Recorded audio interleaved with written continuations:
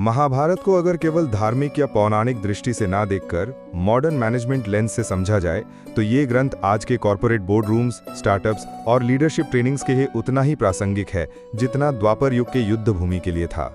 क्योंकि ये हमें बताता है कि कैसे एक संगठन, ऑर्गेनाइजेशन अपने विजन, स्ट्रैटेजी, लीडरशिप और टीम कोलैबोरेशन के आधार पर जीतता या हारता है। महाभारत का सबसे बड़ा मैनेजमेंट लेसन है श्री कृष्ण का लीडरशिप मॉडल। उन्होंने खुद शस्त्र नहीं उठाया, लेकिन सही समय पर सही मार्गदर्शन देकर, साइकोलॉजिकल स्ट्रैटेजी अपनाकर और टीम को मोटिवेट करके विजय सुनिश्चित की, जो हमें ये सिखाता है कि एक विजनरी लीडर हमेशा खुद लड़ने के बजाय अपनी टीम को एम्पावर करता है। अर्जुन मॉडर्न प्रोफेशनल्स के सिंबल हैं, स्किल्ड, फोकस्ड और केपेबल, लेकिन कभी कभी कंफ्यूजन और एंग्जाइटी के कारण डिसीजन पैरालिसिस में फंस जाते हैं। और यही लीडरशिप, कृष्ण की रोल क्लैरिटी उन्हें सही दिशा देती है। ये लेसन मॉडर्न मैनेजमेंट को बताता है कि हर प्रोफेशनल को मेंटरिंग और गाइडेंस की जरूरत होती है। कर्ण लॉयल्टी और टैलेंट का प्रतीक हैं, लेकिन उनका अलाइनमेंट रॉन्ग ऑर्गेनाइजेशन दुर्योधन के साथ था, जो मॉडर्न कॉर्पोरेट वर्ल्ड को ये सिखाता है कि अगर आपका वैल्यू सिस्टम अनएथिकल लीडरशिप से मैच नहीं करता तो आपकी प्रतिभा भी वेस्ट हो सकती है। दुर्योधन ईगो ड्रिवन और टॉक्सिक लीडर हैं, जिनका विजन सिर्फ पावर तक सीमित था।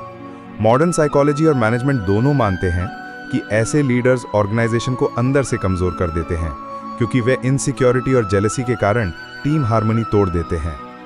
भीष्म रिजिड पॉलिसीज और ब्लाइंड कमिटमेंट्स के प्रतीक हैं। उनकी ओवर कमिटमेंट उन्हें सही समय पर प्रैक्टिकल डिसीजन लेने से रोकती है, और मॉडर्न मैनेजमेंट को ये लेसन देती है कि फ्लेक्सिबिलिटी और अडेप्टेबिलिटी के बिना कोई भी ऑर्गेनाइजेशन बदलते माहौल में सर्वाइव नहीं कर सकता। विदुर सबसे बड़े पॉलिसी एडवाइजर और रिस्क मैनेजर थे, जिन्होंने हर बार सही चेतावनी दी, लेकिन रूलर्स ने इग्नोर किया और इसका परिणाम कैटास्ट्रॉफिक हुआ।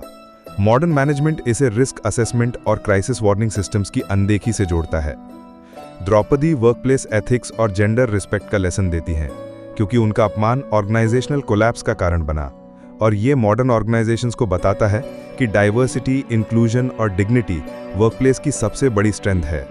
गीता स्वयं अल्टीमेट मैनेजमेंट मैन्युअल है, जो कहती है कि लीडर और टीम को रिजल्ट की चिंता छोड़कर प्रोसेस एक्सीलेंस और कर्म पर ध्यान देना चाहिए, क्योंकि सस्टेनेबल ग्रोथ केवल प्रोसेस परफेक्शन से मिलती है।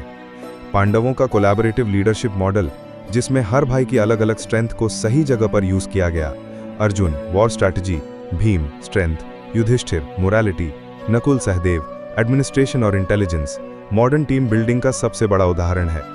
जबकि कौरवों का सेंट्रलाइज्ड, ईगो ड्रिवन और डिवाइडेड अप्रोच कोलैप्स का कारण बना। कृष्ण की स्ट्रैटेजीज जैसे जयद्रथ को सूर्यास्त तक रोकने की योजना या अश्वत्थामा के हाथी की मृत्यु पर psychological trick modern competitive market strategy से मेल खाती हैं, जहां इनोवेशन, टाइमिंग और परसेप्शन बैटल जीतने का सबसे बड़ा हथियार है। सक्सेशन प्लानिंग भी महाभारत का एक लेसन है। पांडवों ने परीक्षित को थ्रोन पर बैठाकर भविष्य सुरक्षित किया, जबकि कौरवों ने कभी लॉन्ग टर्म विजन नहीं बनाया और उनके डायनेस्टी का अंत हो गया। मॉडर्न एंटरप्रेन्योर्स और कॉर्पोरेट लीडर्स के लिए ये क्लियर एग्जाम्पल है कि सक्सेसर प्लानिंग और विजन की कमी ऑर्गेनाइजेशन को बर्बाद कर देती है।